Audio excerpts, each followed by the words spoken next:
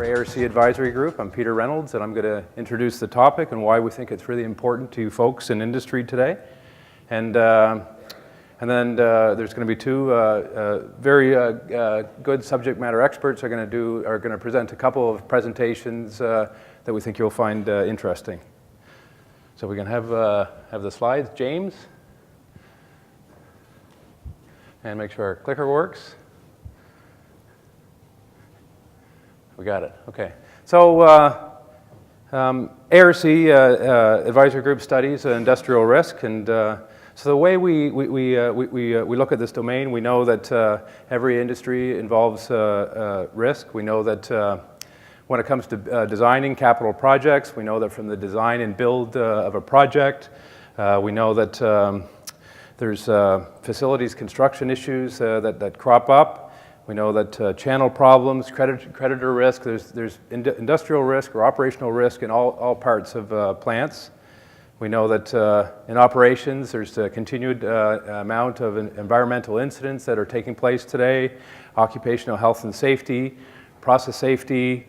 On the supply chain side, we also see that risk is very evident with vendor problems and carrier problems, natural disasters. All these things involve and impact the way that we operate our industrial operations today. So how many of you remember the game Ker-plunk? Okay, so I've just dated everybody in the room. So the reason that I'm bringing this up, because I want to help everybody understand that when ARC thinks about risk management, what we're really thinking about is activities and dealing with certainty and uncertainty and dealing with objectives, because we have these in all areas of our business. So if we think about Ker-plunk, the game, so we played this. So the activity was you had to pull a straw out of this thing, right? And we know that with certain certainty that gravity would cause the balls to drop. That was a given. We knew that would happen. But the uncertainty is if I remove the straw, will I create a hole? Okay? And of course the objective is not to drop too many marbles. So the reality is if we think about risk in our operation today, risk is the uncertainty about meeting our objectives.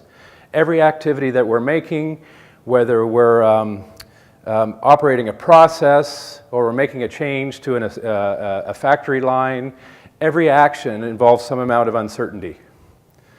So I just want to talk a little bit about, because we're very process-oriented here, and we're involved with heavy industry. I just want to talk a little bit about my perspective, and I want to say that industrial incidents will change our life, and because industrial incidents are very much a part of risk, I just really want to talk about something. So how many people here have been involved in a major industrial incident or a fatality at some point in their careers?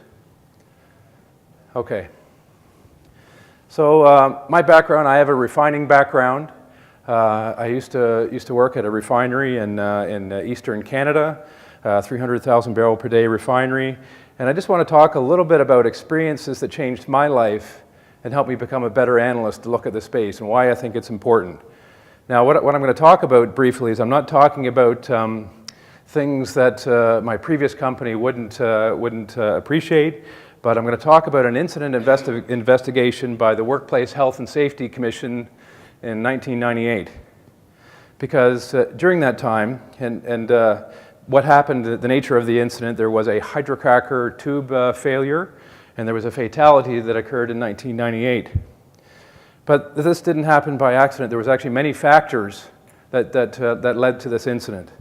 And what the incident report actually revealed is that several things that were taking place in the organization, and the organization didn't have visibility to be able to change behaviors or create any corrective actions.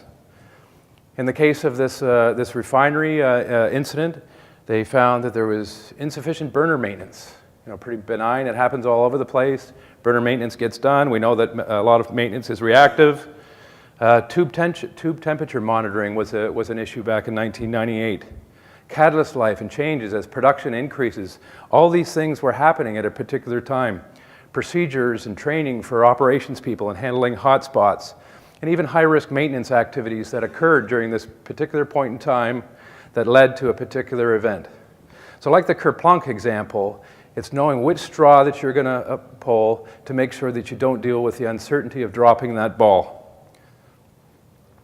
Most of you know about risk-based decision matrix.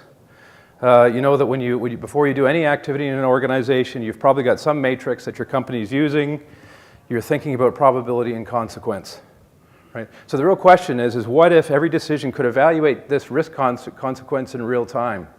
And ARC believes that technology is actually making a difference in this place by aggregating information so people can understand what's happening across the supply chain, across your operations, in your maintenance department. All these things are available today. We know that risk management is enabled by technology. And like Andy Chatta, the president of ARC, said today, all the things are lining up to do some really wonderful things in this industry.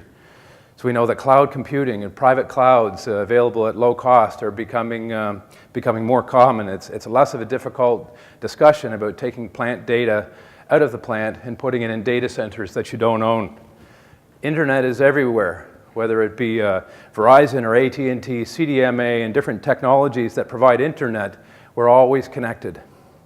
Mobility devices, they're commonplace and low cost. You no longer have to worry about buying expensive devices and make them available to your employees. And many employees today are tech savvy enough that they're just picking up on these new devices. The idea of the connected asset is one of the biggest things that ARC is finding. So we know that what if all the assets were connected? We have the people, we have the low-cost services in the cloud. We know that these things can contribute to decreasing risk. So the concept that Andy put forward today is we know that the Internet of Things is going to drastically change our industry. That's the combination of private clouds where applications are produced. We know that several internal and external stakeholders now have the ability to access this data. And we know that it's becoming easier and easier to connect machines at low cost with many different options that were never available before. So we know that all these things will actually help make us safer and so we can better enable risk.